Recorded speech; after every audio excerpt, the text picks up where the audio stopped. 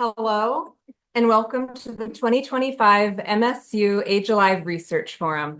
My name is Lisa Richey, and I'm the director of AgeAlive.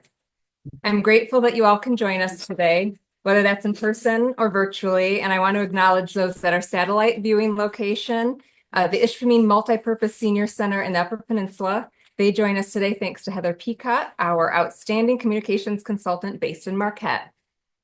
This event, Diverse Living Environments for Healthy Aging, Exploring Options and Solutions, highlights research that relates to lifelong well-being, one of the tenets of AgeAlive.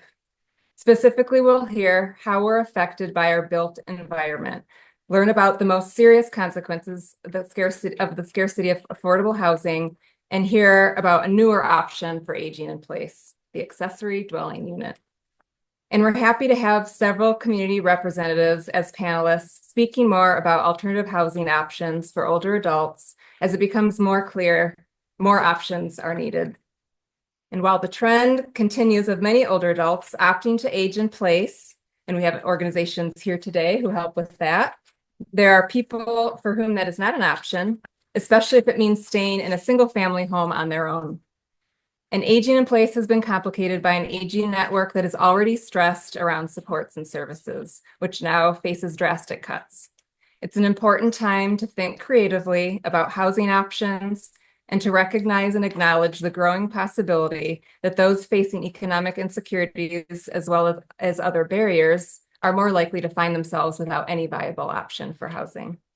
Our forum planning team felt this was an important topic when we discussed it last fall, but it has become even more urgent since then. And that's why we're so happy you're here.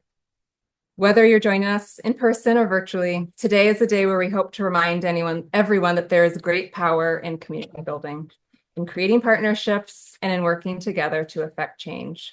Let's learn about some of the considerations related to housing options and think about getting engaged in some new ways to help keep this conversation going. You can see on the schedule that we have some time for Q&A at the end of both the research presentations and the housing options panel. We have breaks built in. So in addition to helping yourself to light refreshments, we encourage you to speak to those at our resource tables. We've got some great groups here today.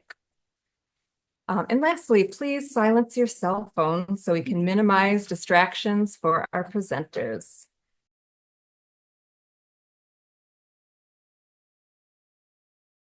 All right, this is the thank you part that we have. Let me get to the right section here. And heartfelt thanks to our small but very hardworking team at AgeAlive, including Erin Philippich, Heather Peacott, Lori Strom, and Chris Ward.